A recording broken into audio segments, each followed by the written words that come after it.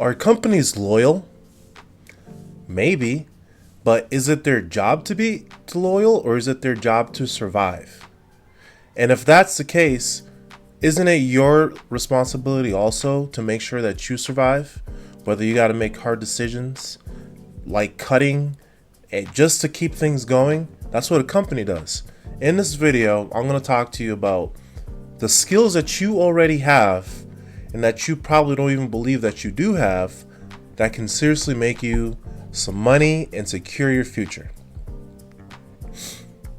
You guys have heard me talk about this before. How some jobs can really put a damper on some things that you got going on for yourself, right? So it's almost hard to transition from that mindset sometimes because it's like you're so used to doing this one specific thing. So the example I've given you guys before is when I used to be a police officer and I ended up losing that job. And the problem that a lot of people have, and it's not only in public safety, you could be a teacher, you could be a mail person, you could be an architect, you could be a doctor.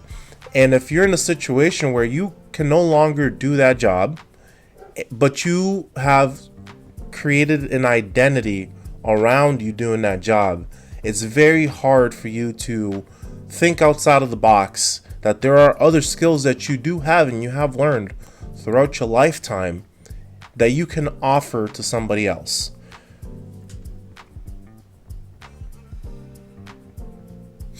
Now, I want you guys to take on this mentality, and it can be hard to do it because you as an employee, you don't think that you yourself are a business, but you have to remember that business, all that business is solving another person's problem or another business's problem. You, as an employee, what are you doing? You're solving that business's problem that they need people to do a specific job or function for them in order for their business to survive. You're not just a cog in the wheel like you are, but your place matters in the job. And a lot of times people just take it for granted in a way that, oh, I'm only here just to do the job and that's it. I'm in and out. I don't care what happens to this company, this and that. Now, you got to think about it. If you are running a business, because you will be running a business of yourself, right? You don't want an employee not taking your vision, your baby that you created of this business for granted and just not caring about it. Because if they don't have the same value that you give it, that can hurt your business. That's the whole purpose why businesses put out, company values, mission statements, things like that. Because their goal is to align you with their thought process on what they want to do. So, working hard as if you're working for the Lord, right? And this is important because what this ends up doing is developing your skill to run your own business. You may not think it. I promise you may not think it, but it is. Now, let's talk about some skills that you may have, right? Remember what I said earlier. The very core of having a successful business is your ability to solve somebody else's problem. If all you do is obsess over the issues that somebody else is having, it will make you money.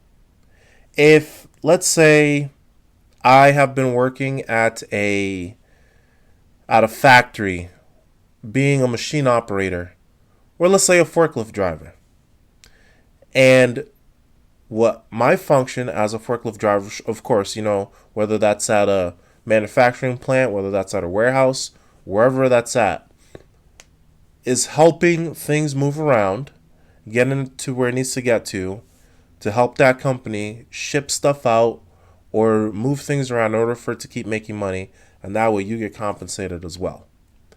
But you may have some skills, right? You know how to drive a forklift. There's a lot of people who may not know how to drive a forklift. You may know how to, You might be a great gamer. There are people out there that need help getting better at gaming. You can look at all these YouTube channels and videos where people do tutorials.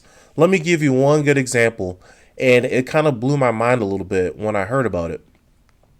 There are people out here making thousands and thousands of dollars every single month selling Madden playbooks. Their own playbooks that they create because, they love the game, they love playing the game, and they know there are people who want to be good at the game as well, but either their play calling sucks, they don't know what they're doing.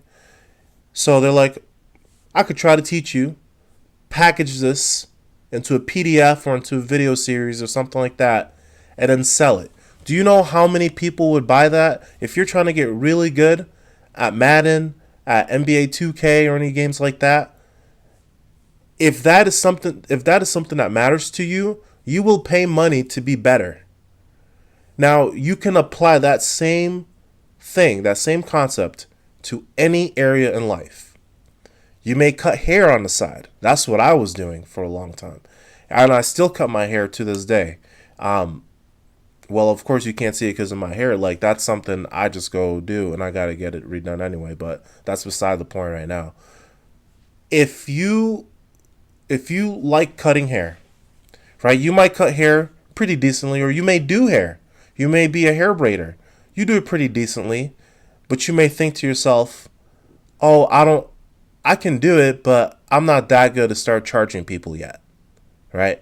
So it's easy to get sucked into the trap of like, oh, I just need to keep practicing, and then one day I can charge. I'm telling you right now, that's a lack of confidence that you're having, and people will take advantage. There was one particular person that I remember that would have me cut their son's hair for practice constantly. And at first, I was accepting of it because, I was like, oh, I don't want somebody to be mad at me if I mess up their haircut or something like that. But then I started to realize, I've been cutting my own hair for a long time, and I cut my kids' hair, and it usually comes out pretty decent. But this person's telling me that I need to practice cutting their kids' hair and just cut it for practice. I'm like, I think I'll at least charge you now. You have to take that stance, because if not, you will forever be in a mindset that I just need to practice more. I need to get better more. I need to get better more. But you only get better by doing it more. You only get better by doing it more. You got to exercise that confidence muscle. You may not think it's a muscle that needs to be exercised, but it is. It is. This applies to so many areas in life. If let's say you are in a business where you need to call people. That's something a lot of people do not like to do. Whether you are in real estate, insurance, or you're in any other type of job where you got to do calling and talking to other people, it's dreadful. It can be very dreadful. And it's something that you need to practice and run the reps so you get more comfortable. Even doing video like this. Do you know how many, if you like to make videos, there's so many opportunities that you can do. So many opportunities. For example, there are a lot of businesses and a lot of people who need video, but they don't like to be on camera. But you do, and you could do stuff on camera for them and get paid for it. There's so many different avenues, and my whole point with this entire video is getting you to start thinking of all these different skills that you have acquired over your entire lifetime. And it's not only just being a forklift operator. It's not just being a bus driver. It's not just being a construction person. It's not just being a teacher. It's not just being a police officer or a firefighter. It's not just being a nurse. It's not just being an engineer or something, okay? You have so many skills that people need help with. You could be someone who's great at learning languages. You could be great at doing marathons, and you love running marathons, and there's other people who want to learn how to run a marathon or train on it, and they just don't know where to start. You may also think that, Oh, there's plenty of other people out there already teaching the same thing. There's no space for me to get in there and teach it. But I want to encourage you and tell you this. Yes, even though that is true, there's thousands and thousands of people teaching the same thing. But at the same time, people will choose to listen to you because they can relate to you. If they can relate to you, they like your personality. They like how you sound. They will choose to watch you over somebody else. Think about that for a second. Think about your own watching habits. You can watch.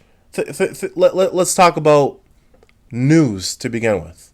How many different news channels are out there? Taking the politics out of it. Taking the politics completely out of it. There is not only one single news outlet, right? There are multiple. And you may choose one, you may choose a few that you like to watch. There may be certain people that you like to watch delivering this news. And this is my point.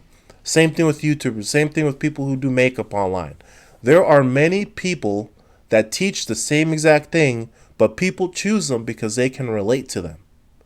So that is your advantage. You being you authentically, you being yourself, is going to connect with a lot of people who view themselves similar to you.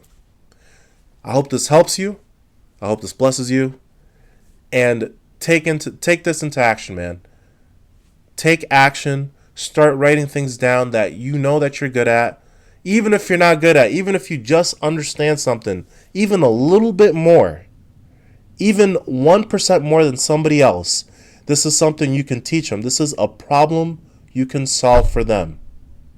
All right? I'll catch you guys on the next one.